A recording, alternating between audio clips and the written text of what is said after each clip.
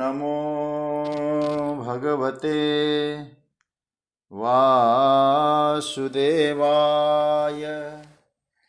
कृष्णाय वासुदेवाय हरये परमात्मने प्रणतक्लेशनाशाय गोविन्दाय नमो नमः। नमः परमहंसास्वादितचरणकमलचिन्मकरन्दाय भक्तजनमानसनिवासाय श्रीरामचन्द्राय। वागीशायस्य वदने लक्ष्मीर्यस्य च वक्षसि यस्यास्ते हृदये संवित्तं नृसिंहमहं भजे। गुरुर्ब्रह्मा गुरुर्विष्णुर्गुरुर्देवो महेश्वरः गुरुसाक्षात् परब्रह्म तस्मै श्रीगुरवे नमः। भगवत चरण कमलानुरागी सभी आत्मीय प्रिय भगवत प्रेमीजन, आप सभी को मेरा प्रणाम, वंदन, अभिनंदन। हमारे स्वाध्याय परिवार के सभी प्रभु प्रेमी जनों को मैं वंदन करता हूँ। प्रभु की मंगलमयी कृपा से हम लोग श्रीमद् भगवत गीता का चिंतन कर रहे हैं और 14वां अध्याय, जिसका भगवान ने नामकरण मनीषियों ने किया गुणत्रय विभाग योग, उस गुणत्रय विभाग योग का हम लोग चिंतन कर रहे हैं। कल हम लोगों ने इस ग्रंथ का पहला श्लोक लेकर, इस अध्याय का पहला श्लोक लेकर कुछ चिंतन किया। भगवान ने कहा कि परम भूय प्रवक्ष्यामि ज्ञानानां ज्ञानमुत्तमं यज्ञात्वा मुनयः सर्वे पराम सिद्धिमितो गताः। भगवान कहते हैं कि अर्जुन, भूयः एव प्रवक्ष्यामि, फिर से मैं तुम्हारे सामने ये बातें रख रहा हूं। क्या कहने जा रहे हैं सरकार? तो कहते मैं परम और उत्तम ज्ञान तुमको बता रहा हूं। ज्ञान के साथ दो विशेषताएं बताई गई। उत्तम इसलिए कहा गया क्योंकि प्रायः जितनी भी जानकारियां होती है, जितने भी ज्ञान होते हैं, वो ज्ञान चाहे लौकिक ज्ञान हो चाहे पारलौकिक ज्ञान हो, ये जरूर कहा जा सकता है वो दोनों ज्ञान बंधन कारक होते ही होते हैं। तो यहाँ क्या कहा गया है? किंतु यह ज्ञान उत्तम है। यह प्रकृति और प्रकृति के द्वारा होने वाले उसके कार्य, क्या होता है प्रकृति का कार्य? संसार और शरीर के साथ संबंध को गाढ़ा करना।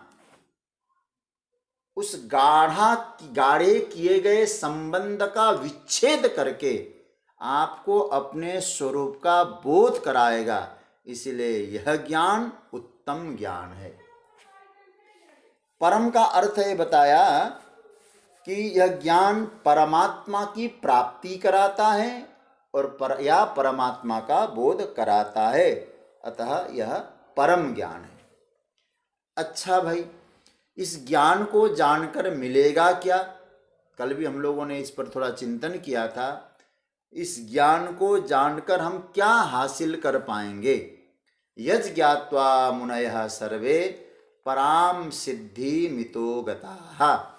जिसको जान करके मुनि लोग देहाभिमान से मुक्त हो करके परम सिद्धि को प्राप्त कर लेते हैं।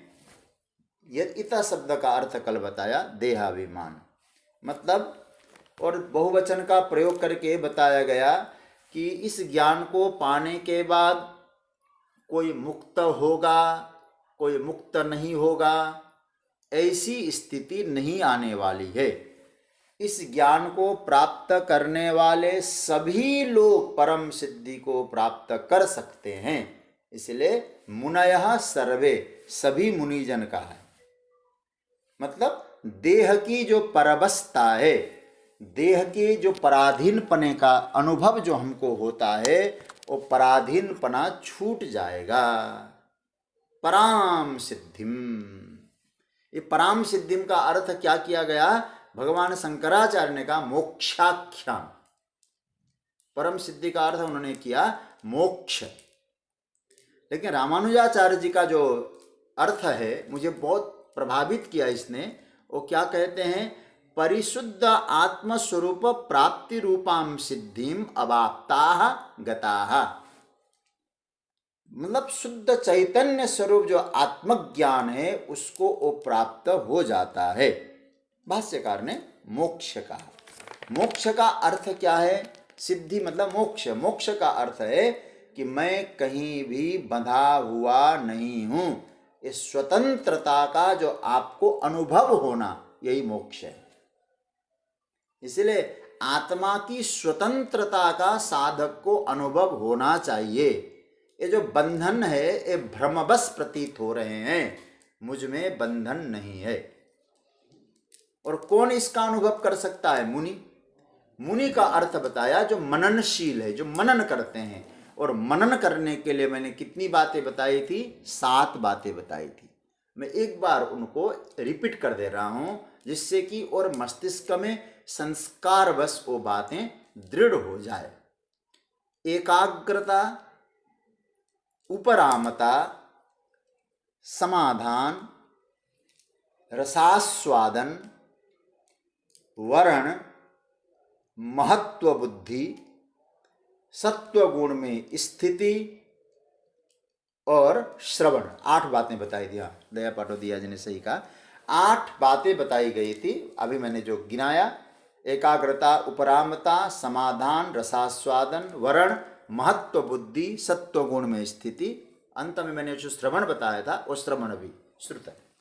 तो ये 8 जो साधन है, इन 8 साधनों को जिसने आत्मसात किया, जो जीने को तैयार हुआ, इन 8 साधना को लेकर जो आगे बढ़ता है, भगवान कहते वो मुनि है, वो मनन करने वाला है।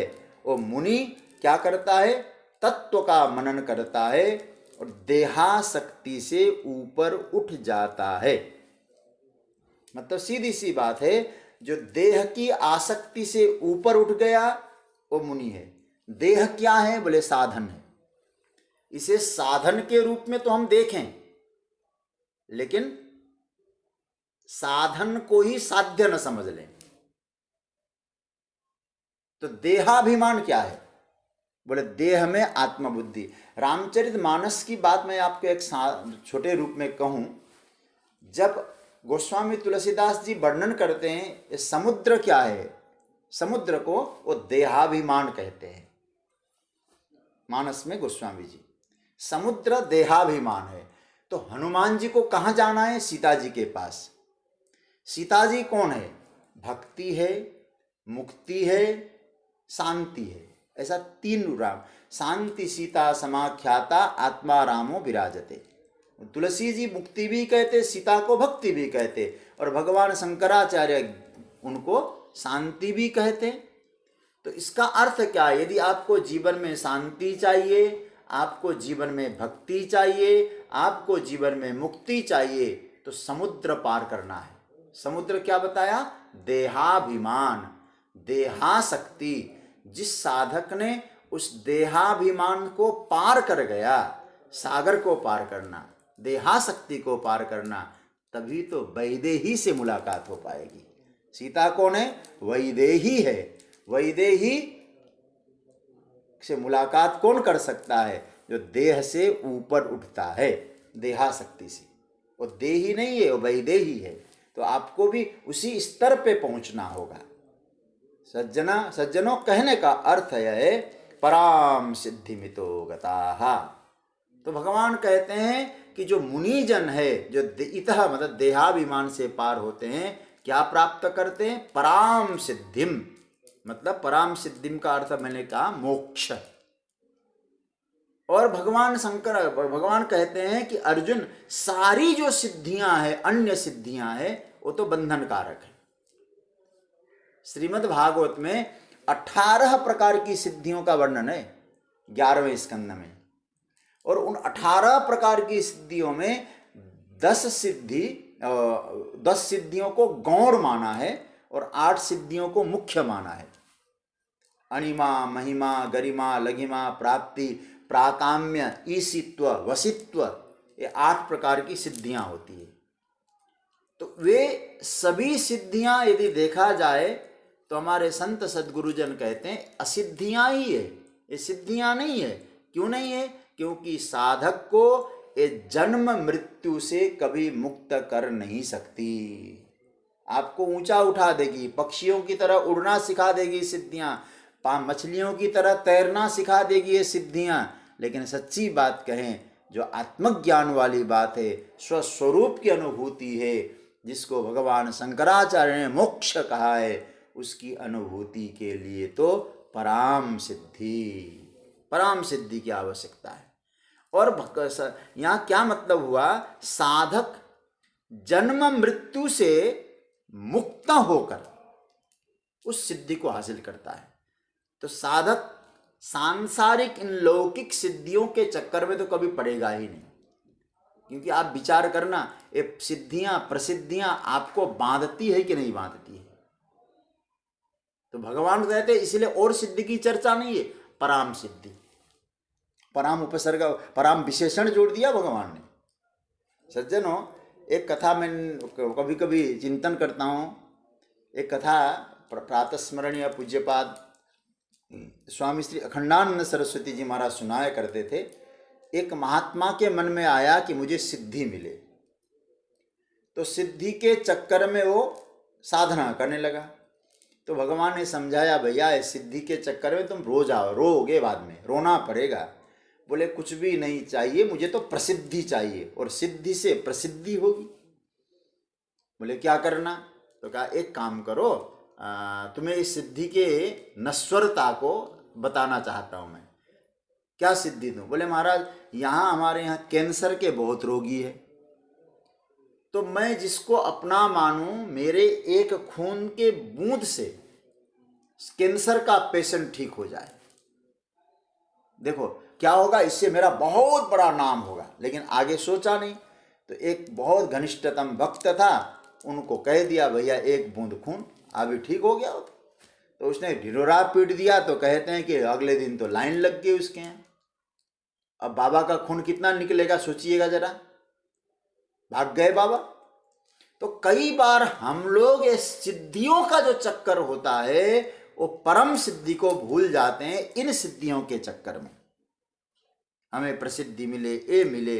इसलिए यहाँ भगवान कहते हैं सिद्धि का अर्थ ही है मोक्ष। मोक्ष का अर्थ है भगवत प्राप्ति, परमात्मा की अनुभूति, असत से मुक्ति, सत से आत्मसात कर लेना, सच्ची सिद्धि है। और सच्ची बात कहूं, भगवान शंकराचार्य कहते हैं सच्ची सिद्धि मोक्ष तो है। मोक्ष का सही रूप में अर्थ है आपके भीतर संकल्प और विकल्प न उठे तो आप जहां है वहीं सिद्ध है। मन में संकल्प और विकल्प उठना बंद हो जाए जिस दिन, आप जहां बैठे हैं वहीं सिद्ध है। आपका जीवन कैसा होना चाहिए?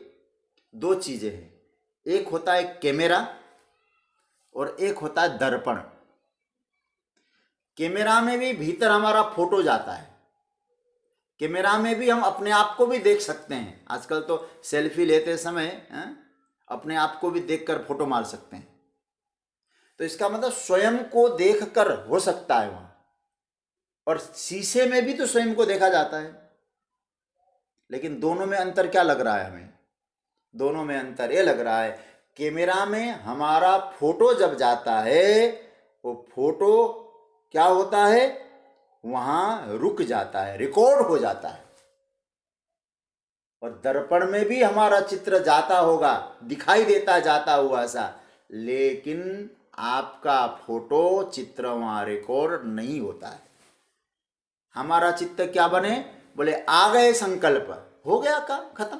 तो आपके जितना में, आपके मनस्थिति में वो कर्म के संस्कारों का जो रिकॉर्डिंग हो रहा है वो होना बंद हो जाए तो आप समझ लीजिएगा आपके चित्त को सिद्धि मिल गई।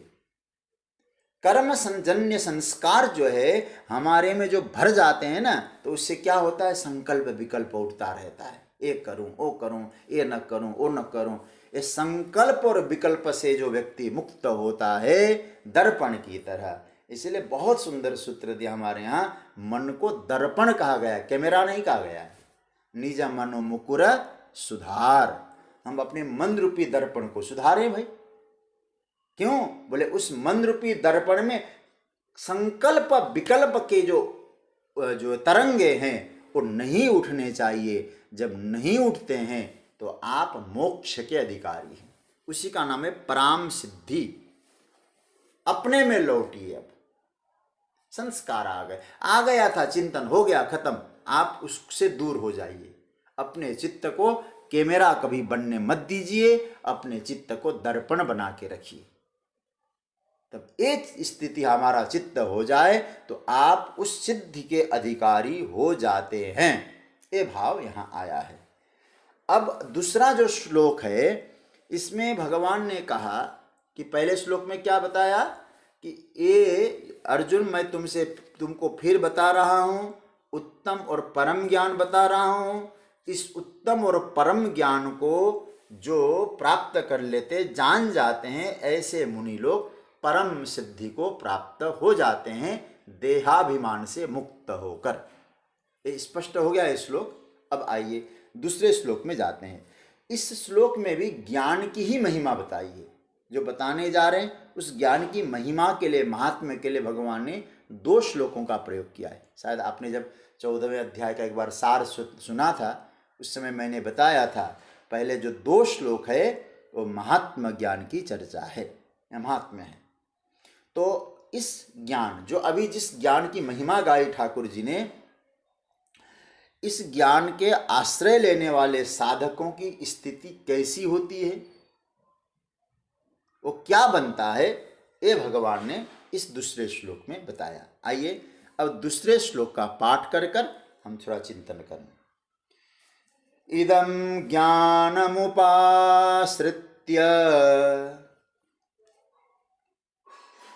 मम साधर्म्यमागताः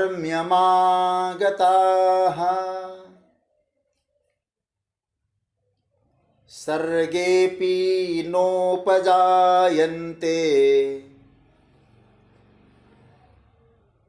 प्रलयेन व्यथन्ति च। क्या कह रहे हैं, ध्यान से सुनिएगा। इसका पहले अन्वय देखिए। इदं ज्ञानम उपाश्रित्य मम साधर्म्यम आगताः सर्गे उपजायन्ते न च प्रलये अपि व्यथन्ति न उपजायन्ते न व्यथन्ति, ऐसा भी बोल सकते हैं। इसको मैं रिपीट कर रहा हूँ। इदं ज्ञानम उपाश्रित्य मम साधर्म्यम आगताः सर्गे न उपजायन्ते च प्रलये अपि न व्यथन्ति। अब देखिए, इदम मतलब यह जो मैंने बोला पहले श्लोक में, जिस ज्ञान की महिमा का गान गाया मैंने अर्जुन, जिस ज्ञान के बारे में बताया, इदम ज्ञानम, उस ज्ञान को, ज्ञानम शब्द यहाँ द्वितीय है, उस ज्ञान को उपाश्रित्य, उस ज्ञान का आश्रय ले करके, मम साधर्म्यम आगता, मेरे सधर्मता को प्राप्त हुए ज्ञानी पुरुष, ये अर्थ होगा। मम साधर्म्यम आगता का मतलब मेरे सधर्मता की चर्चा भी मैं करूंगा। मेरे सधर्म को प्राप्त हुए ज्ञानी पुरुष सर्गे न उपजायन्ते, सृष्टि के फिर से पैदा होने पर उनका जन्म नहीं होता, वे उत्पन्न नहीं होते। च मतलब और, प्रलये अपि, महाप्रलय होने पर भी न व्यथन्ति, व्यथित नहीं होते। क्या मतलब हुआ? इदम ज्ञान उपाश्रित्य, इस ज्ञान का आश्रय लेकर के, मम साधर्म्यम आगता, मेरी सधर्मता को प्राप्त हुए ज्ञानी पुरुष, सर्गे न उपजायन्ते, सृष्टि के फिर से पैदा होने पर वे जन्म नहीं लेते, च मतलब और, प्रलये अपि न व्यथन्ति, महाप्रलय में भी वे व्यथित नहीं होते। ये इसका अर्थ है। समझने में शायद कठिनाई नहीं होनी चाहिए आपको। अब आइए, भगवान ने पहले श्लोक में, पिछले श्लोक में ज्ञान की महिमा को गाते हुए कहा था उत्तमम और परमम ज्ञानम। ठीक है, जिसकी ज्ञान की महिमा, जो ज्ञान है उत्तम है, परम है। अब भगवान कहते उस ज्ञान का आश्रय लेने से क्या पैदा होता है, क्या होता है, और न पैदा होता है न व्यथित होता है। बहुत बारीकी से समझने जैसी बात है। ज्ञानम उपाश्रित्य, ज्ञान का आश्रय लेने से। सज्जनों, भगवान के आश्रय की चर्चा तो आपने बहुत सुनी होगी। भगवान का आश्रय लेना चाहिए, भगवान का ही आश्रय चलता है। मैं आपसे दो तीन बातें कहना चाहता हूं। यहां भगवान के आश्रय की चर्चा नहीं है, ज्ञान के आश्रय की चर्चा है। ज्ञान का आश्रय लो कहा है। आप श्लोक को देख लीजिएगा। यद्यपि उपनिषद ने कहा है ज्ञान ही ब्रह्म है, सत्यम ज्ञानम अनंतम ब्रह्म, यद्यपि कहा तो ये गया है। मतलब आश्रय का तात्पर्य क्या है? आश्रय किसको कहते हैं? जिस ज्ञान की इतनी महिमा गाई गई है उसका अनुभव करना, यही ज्ञान का आश्रय लेना है। ज्ञान का आश्रय को थोड़ा समझना। कहीं आप लोग कल से ज्ञान, उपनिषद के ज्ञान को, उपनिषद का पुस्तक रखें और उसकी पूजा करें, क्योंकि उपनिषद में ज्ञान है, गीता में ज्ञान है, ज्ञान की उपासना करें। इसका अर्थ फूल पत्ती से पूजा करना नहीं है। यहाँ उपाश्रित्य का अर्थ होता है कि उनको आत्मसात करना, मतलब सीधी सी बात है, उसका अनुभव करना।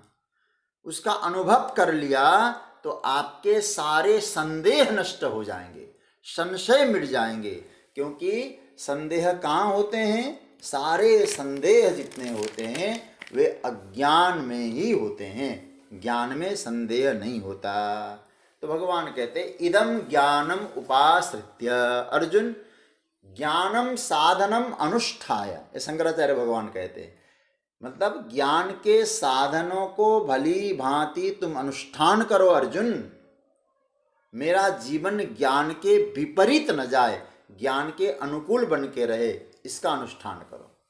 क्या मिलेगा? चलो ज्ञान का आश्रय ले लिया, मिलेगा क्या? देखो इतना बढ़िया फल बता दिया भगवान ने। मम साधर्म्यमागता। साधर्म्य शब्द बड़ा प्यारा शब्द है। साधर्म्य शब्द का अर्थ होता है भगवान के धर्म को पा लिया। भगवान का धर्म क्या है? तो प्राय आचार्यों ने कहा भगवान के स्वरूप को प्राप्त करना। सीधी सी बात है, मैं बन जाओगे अर्जुन, या मेरे धर्म को तुम प्राप्त हो जाओगे, मेरे स्वभाव को तुम जान जाओगे। अब थोड़ा सामान्य रूप से सोचें, भगवान का धर्म क्या है? ठीक है, भगवान का धर्म है न में द्वेष्योस्ति न प्रिय, न कोई अपना है न कोई पराया है। फिर क्या है? बस मैं हूं।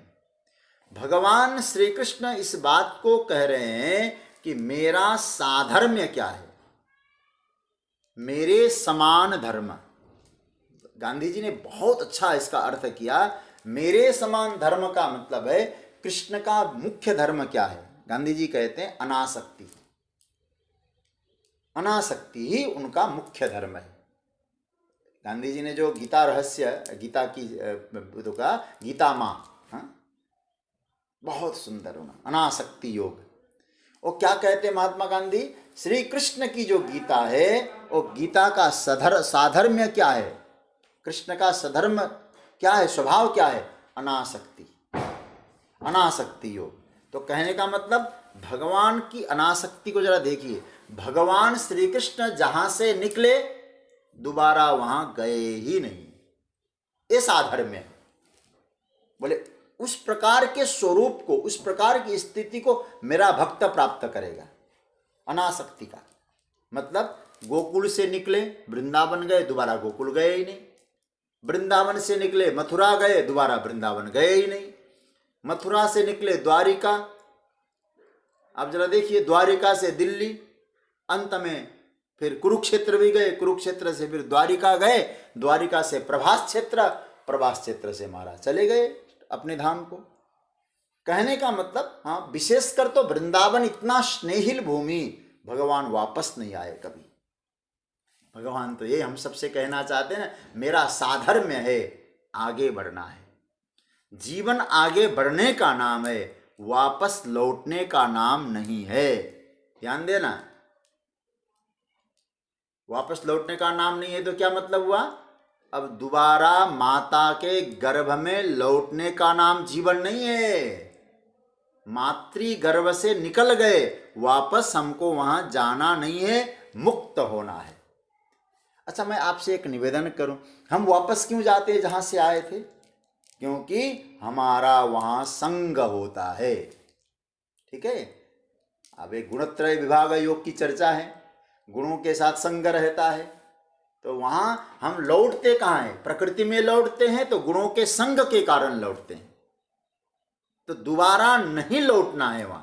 तो सीधी सी बात क्या बताई गई कि वहां मेरा संग है, मेरा कुछ है, मेरा तादात्म्य है। सच्ची बात कहें, मेरा कुछ है ऐसा लगता भी है क्या?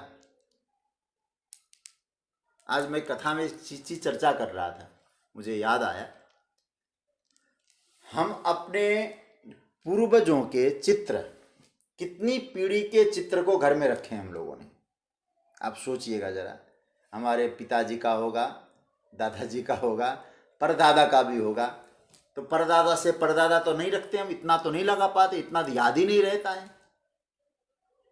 तो हम भी तो किसी के दादा परदादा बन जाएंगे। तो आप सोचते हैं ना, जिस घर को मैं इतना कह के हम छोड़ रहे हैं, उसमें हमारा फोटो के लिए भी कई बरसों के बाद तो जगह नहीं बचेगी, रखेंगे कहाँ फोटो? इसका मतलब ये हुआ कि हम कहाँ लौट के जा रहे हैं? जहां हमारा कुछ बचेगा नहीं, वहां लौटने का मतलब वहां आसक्ति करना। हम 3 पीढ़ी 4 पीढ़ी से आगे क्या अपने पूर्वजों का नाम जानते हैं? नहीं जानते। लेकिन क्या वो थे तो जरूर। जब वे आज उनका नाम और निशान हमारा हमने भुला दिया, कुछ पीढ़ियों के बाद हम जो चौधरी पने बन के बैठे हैं ना, हम ऐसा है, हम वैसा है, हमारा नाम भी भुला देंगे, कोई याद नहीं करेगा। सब गांधी जी नहीं हो सकते हैं कि नोट में छप जाएं, हैं? ये तो गांधी जी थे जो नोटों में छप के अमर हो रहे हैं। कहने का अर्थ यह है, भगवान कहते हैं कि अर्जुन, मेरी अनासक्ति ही मेरा साधर्म्य है। ये गांधी जी का भाव है, मेरी अनासक्ति। उस अनासक्ति को प्राप्त करोगे तुम। मम साधर्म्य मागता, अथवा शंकराचार्य भगवान कहते भगवान के साधर्म्य को, भगवान के स्वरूप को। भगवान का स्वरूप क्या है? मेरे स्वरूप में न आना है न जाना है। महाराज ये सब क्या हो रहा है? फिर आपका आना जाना क्या है? तो भगवान कहते हैं तो मेरी लीला है, लीला चल रही है। और लीला होने दो अर्जुन, लीला चलने दो, लीला में आसक्त मत बनो। लीला करने की जरूरत नहीं है, लीला को होने दो। सज्जनों, मैं एक चीज आपसे निवेदन करना चाहूंगा। हम लोग गीता का चिंतन कर रहे हैं, बहुत आनंद से आप लोग पढ़ रहे हैं इसे। इतनी बात आप लोग समझ लें, गीता में भगवान जब भी बोले हैं मुस्कुराते हुए बोले हैं। एक कृष्ण का साधर्म्य है, मम साधर्म्य मागता। जब भगवान ने गीता का उपदेश प्रारंभ किया था ना, कौन से अध्याय से प्रारंभ किया? 2 अध्याय के 11वें श्लोक से भगवान ने अर्जुन को गीता का उपदेश प्रारंभ किया। लेकिन अब संजय उस उपदेश को प्रारंभ करते समय धृतराष्ट्र को सुनाते हैं कि महाराज, भगवान किस रूप में उपदेश प्रारंभ कर रहे हैं? तमुवाच ऋषिकेश प्रहसन निबभारत। ये 2 अध्याय का 10 नंबर का श्लोक है। संजय क्या कह रहे थे? हे धृतराष्ट्र, रोते हुए अर्जुन के लिए भगवान श्री कृष्ण ने अपने चेहरे के मुस्कान को मिटाए बिना प्रसन्नता पूर्वक अपनी बात कही। सामने वाला रो रहा है और श्री कृष्ण कैसे प्रहसन्निव भारत, मुस्कुरा रहे हैं, आनंद ले रहे हैं। क्या मतलब हुआ इसका? इसका अर्थ है हुआ, जब प्रभु ने गीता को इतनी प्रसन्नता से बताई है तो गीता को पढ़ने वाले, गीता को पढ़ाने वाले, गीता को सुनने वाले और गीता सुनाने वाले, हम लोग रोते क्यों हैं, दुखी क्यों होते हैं? इस पर थोड़ा चिंतन करना। तो हम लोग, भगवान यहाँ ये जो कह रहे हैं, एक ज्ञान मेरे साधर्म्य को प्राप्त कराने वाला है, मेरे स्वरूप को प्राप्त कराएगा, मेरे साधर्म्य को प्राप्त कराएगा। और प्रभु की प्रसन्नता ही प्रभु का साधर्म्य है। भगवान प्रसन्न है। आज मैंने इसीलिए जो स्वाध्याय में संदेश जो मैं भेजता हूँ उसमें मैंने इसीलिए लिखा भी है, प्रसन्नता स्वास्थ्य है और उदासीनता रोग है। आप उदास है तो समझ लो आप रोगी, आप प्रसन्न है तो स्वस्थ हैं। तो भगवान कहते हैं अर्जुन ये याद रखना, मम साधर्म्य मागता, मेरे साधर्म्य को प्राप्त करते हैं। अनासक्ति का भाव आता है और प्रसन्नता का भाव आता है, ये साधर्म्य है। देखो, जब व्यक्ति स्वयं में प्रसन्न होगा, खुश होगा, तो याद रखिएगा वो किसी का भला कर सकता है। दुखी व्यक्ति किसका भला करेगा भाई? तो भगवान यहां अर्जुन का भला कर रहे हैं। कैसे कर रहे हैं? प्रहसन्निव भारत, मुस्कुराते हुए भला कर रहे हैं। तो प्रभु का साधर्म्य यही है, जीवन में एक रूपता। एक रूपता, कैसी भी स्थिति आए, ठाकुर जी की एक रूपता में फर्क नहीं पड़ती कभी, उसका नाम है साधर्म्य। हमारे संस्कृत साहित्य में एक श्लोक आता है, बहुत प्यारा श्लोक, उदेति सविता ताम्रः ताम्र एवास्तमेति च। सविता शब्द का अर्थ है सूर्य। आजकल तो महिलाओं का नाम भी लोगों ने सविता रख दिया है। सविता शब्द, आज शायद पांडे जी कहीं व्यस्त होंगे, आज नहीं होंगे। सविता जो शब्द है संस्कृत में पुल्लिंग है। सविता, सवितारो, सवितार, इस तरह से चलता है सविता का रूप। लेकिन अब लड़कियों का नाम सविता, संस्कृत में सविता शब्द स्त्रीलिंग में नहीं चलता है। तो जैसे कहते हैं सविता सूर्य उदय होते हैं तो ताम्र वर्ण के, अस्त होते हैं तो भी ताम्र वर्ण के। तो क्या कहना चाहते हैं? सूर्य महान है, उदय होना संपत्ति है, अस्त होना विपत्ति है। तो देखो, सूर्य का उदय होना संपत्ति के समय, अस्त होना विपत्ति के समय, एक रूप सूर्य का रहता है। ताम्र में उदय, ताम्र में ही, तांबे के रंग में उदय और तांबे के रंग में ही ठाकुर सूर्य का अस्त होना होता है। तो भगवान का जो सामर्थ्य है, क्या क्या कई सामर्थ्य के साधर्म्य क्या क्या है भगवान के, कई साधर्म्य की चर्चा कर चुका हूं। अनासक्ति एक साधर्म्य है, प्रसन्नता एक साधर्म्य है, एक रूपता भगवान की ये साधर्म्य है, और भगवान की समता ये साधर्म्य है। ये साधर्म्य शब्द बहुत व्यापक है। प्रभु का स्वरूप है ना, स्वभाव भी आता है साधर्म्य में। स्वरूप के साथ साथ स्वभाव भी आत्मसात करें। इदम ज्ञानम उपाश्रित्य मम साधर्म्यमागता। भगवान का साधर्म्य क्या है? भगवान का साधर्म्य समत्व है, समता। और वही भगवान श्री कृष्ण कह सकते हैं समत्वम योग उच्यते। अर्जुन, समत्व होना चाहिए, समत्व को मिटने नहीं देना है। समत्व प्रभु का धर्म्य है, स्वभाव है, वो साधर्म्य है। प्रिय स्वजनों, आप पूरी गीता के संदेश को, भगवान के संदेश को आत्मसात करने का प्रयास करिएगा। मैं आपको 2-3 बातें कहूँगा, खूब ध्यान से, हो सके तो लिख लीजिएगा, जिससे कि काम बन जाए, अच्छी तरह समझ में आ जाए। गीता में भगवान ने चाहे कर्म का मार्ग,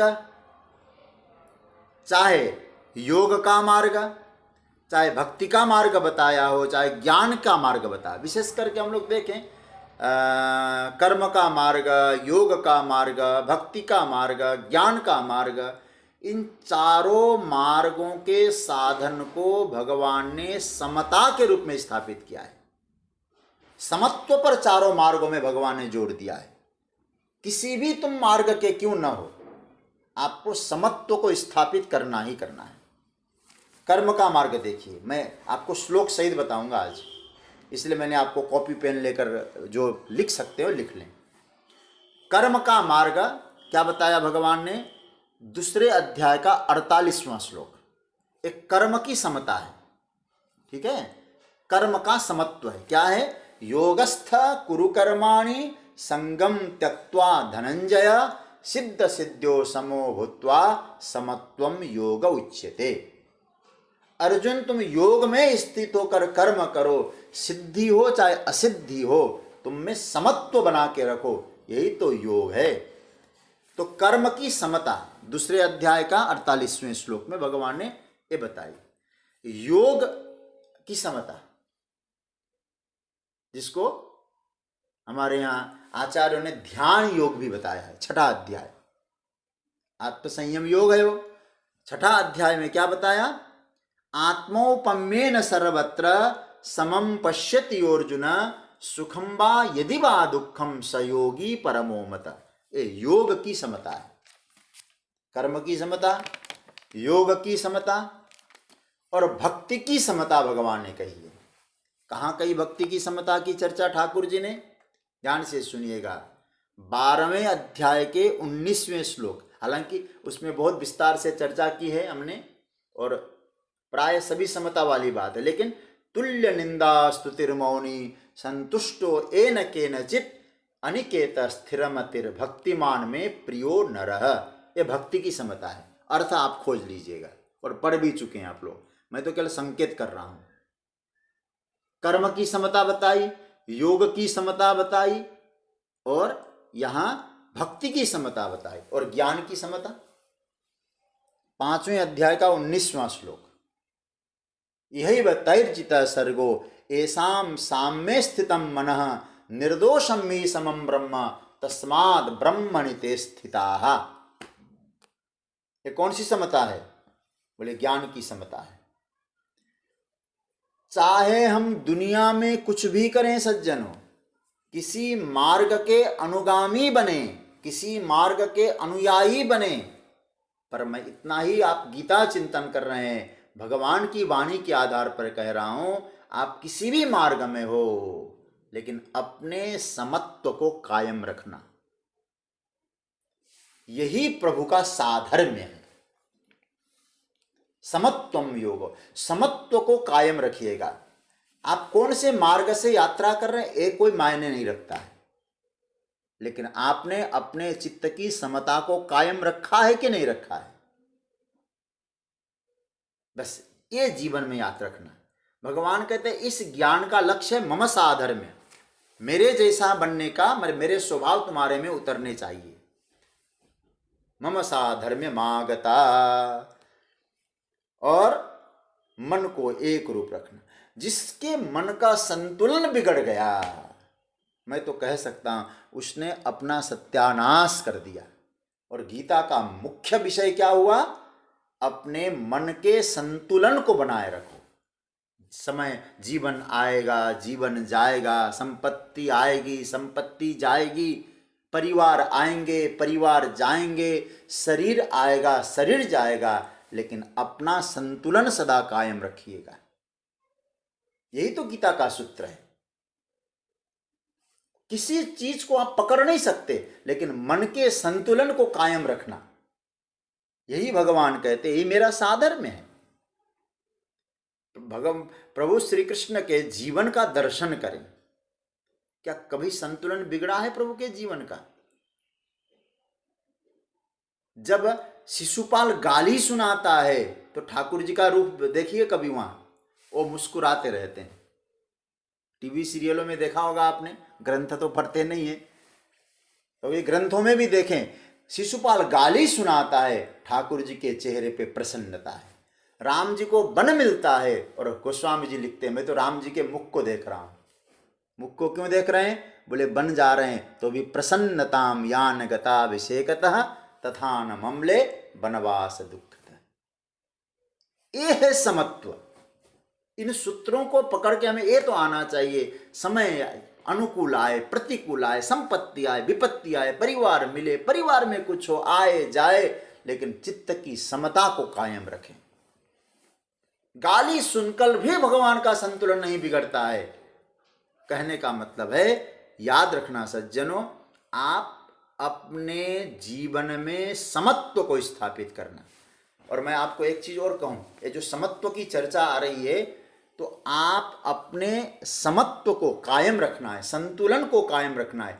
3 प्रकार की समता होती है, 3 प्रकार की समता। आप इसको नोट तो कर ही लेते हैं आप लोग। एक व्यावहारिक समत्व है और एक मानसिक समत्व है और एक ज्ञान का समत्व है। समत्व मतलब समता, ठीक है? व्यावहारिक, मानसिक और ज्ञान। देखो, एक व्यावहारिक समत्व क्या है?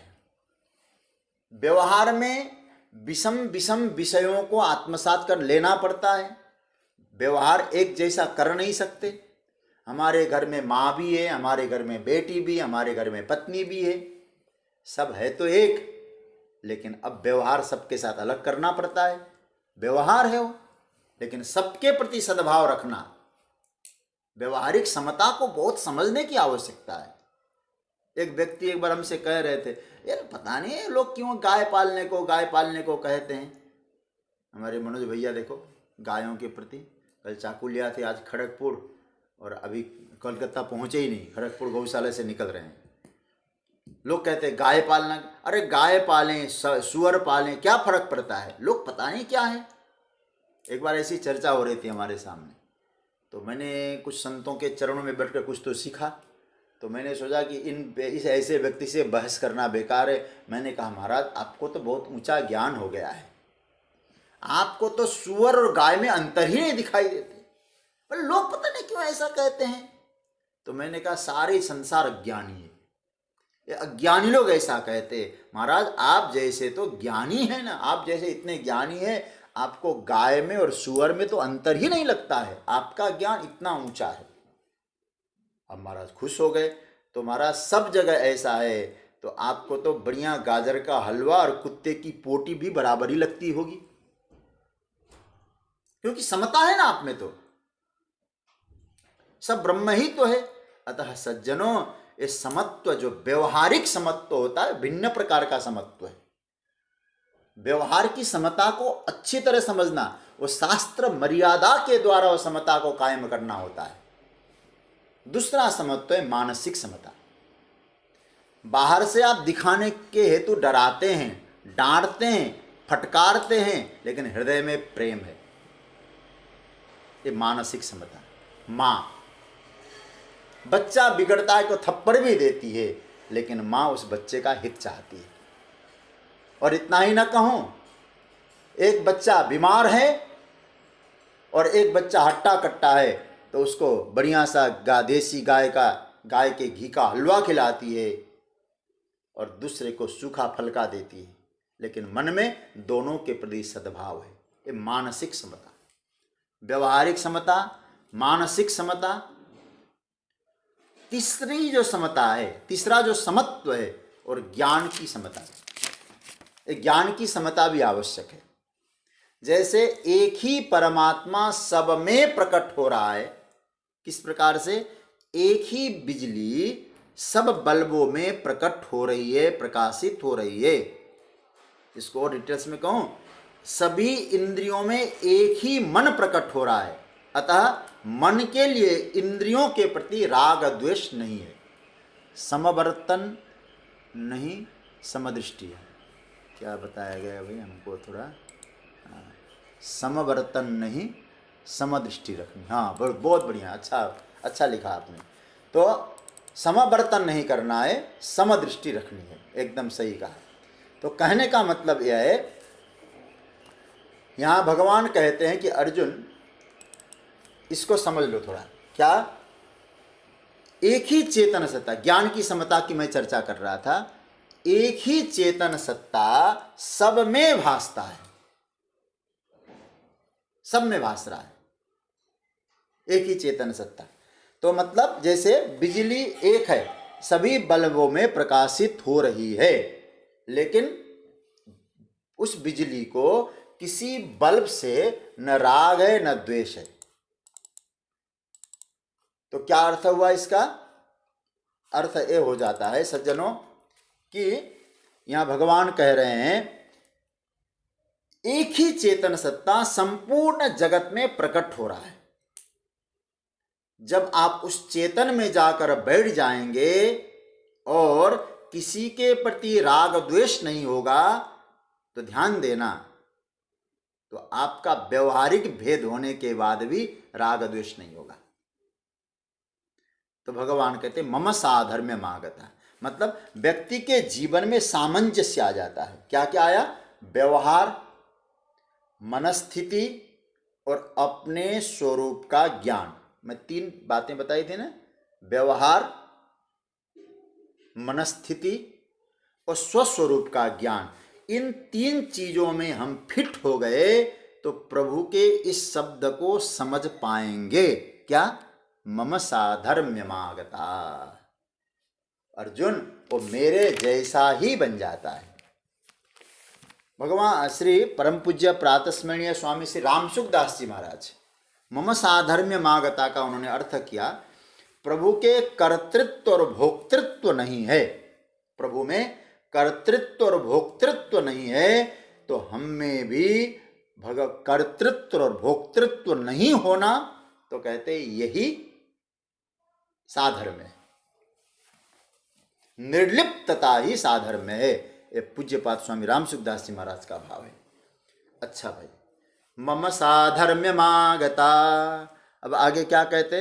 सर्गेपि नोपजायन्ते, सर्गे अपि, सर्गे मतलब जो सर्ग सृजन होता है उसमें अपि पद आया। अपि यहाँ जो ध्यान से समझना, सर्गे अपि न उपजायन्ते, क्या अर्थ बना इसका?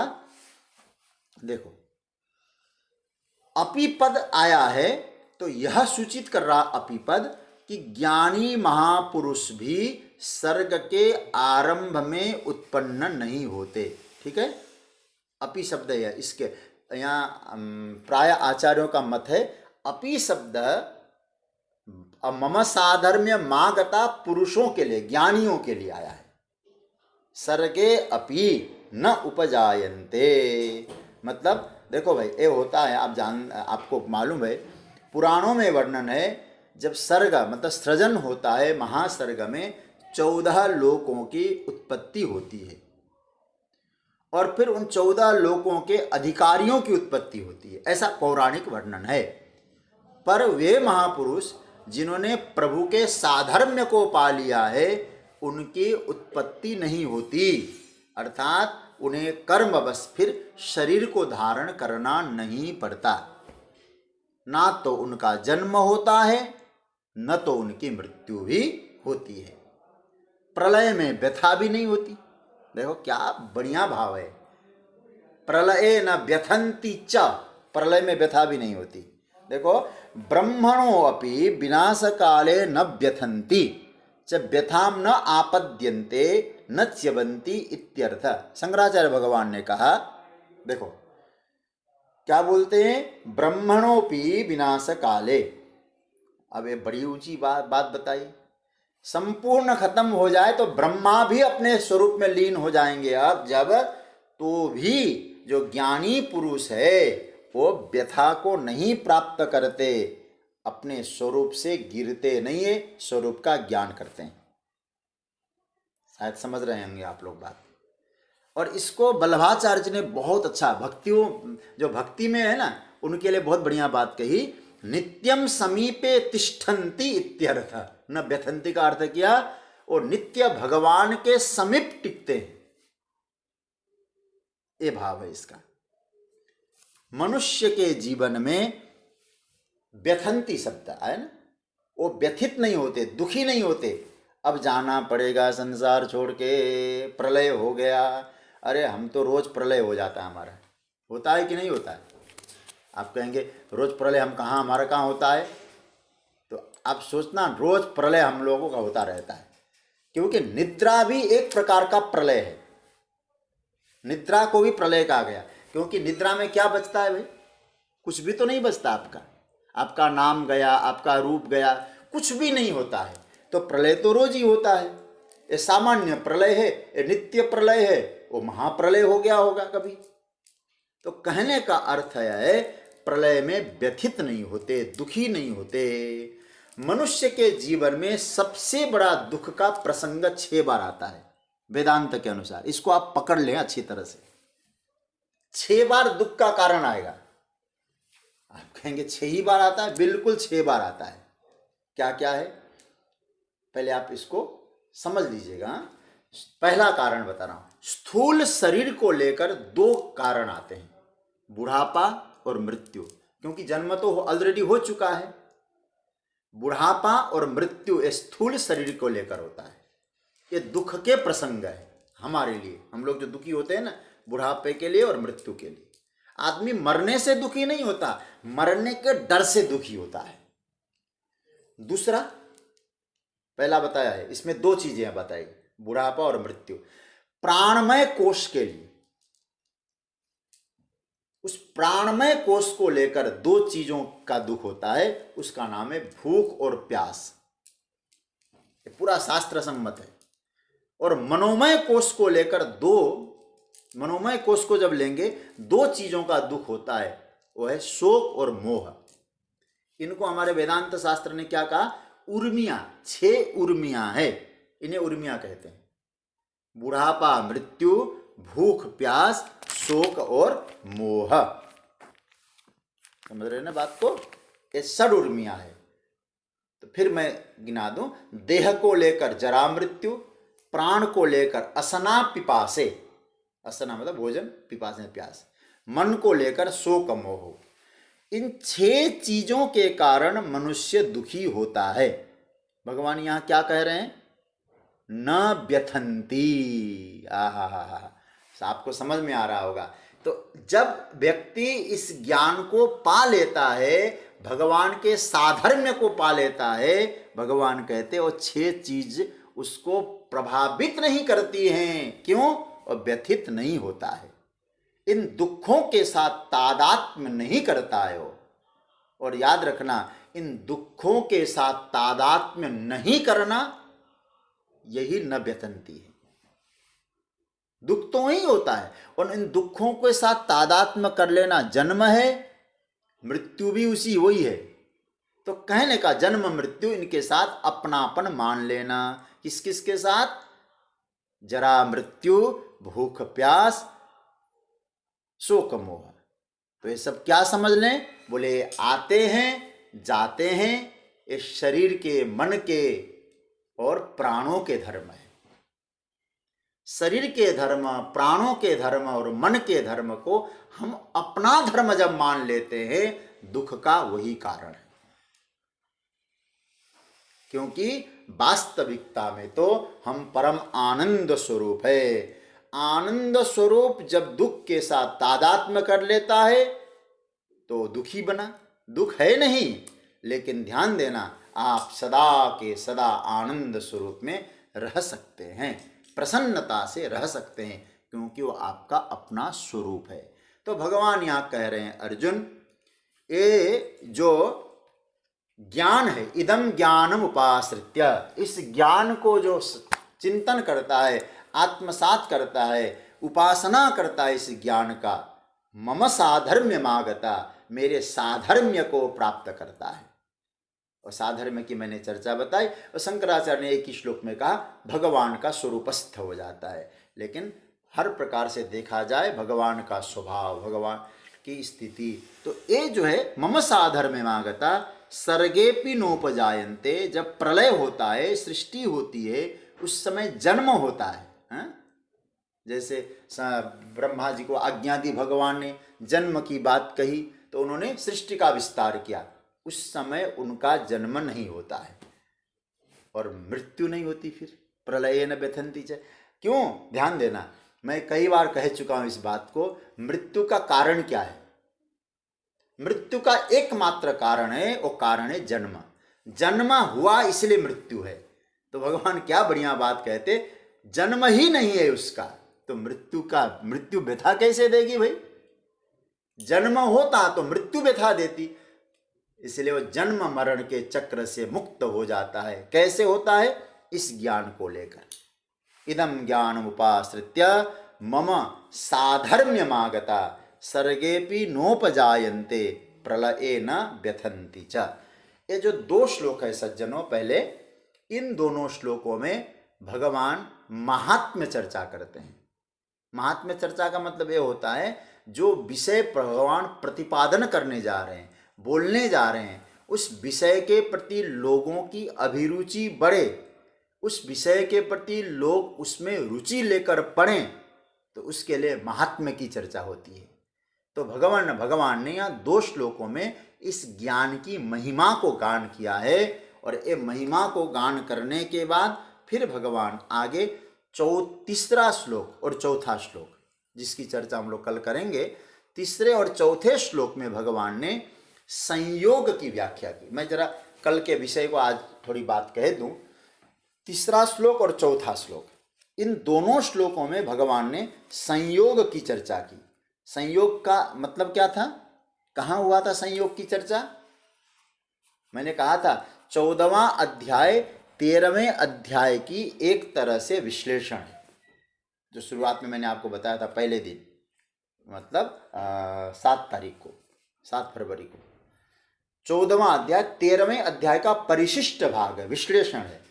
तो भगवान ने संयोग का बताया, यावत् संजायते किंचित सत्वं स्थावर जंगमम क्षेत्र क्षेत्रज्ञ संयोगा तद्विद्धि भरतर्षभ।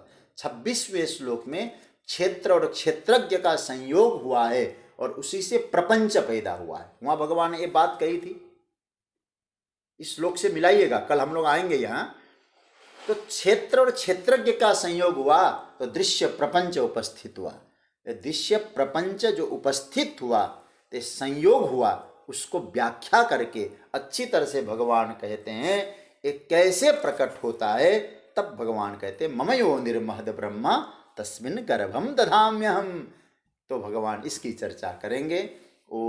उसकी चर्चा हम लोग अब कल के प्रसंग में करेंगे।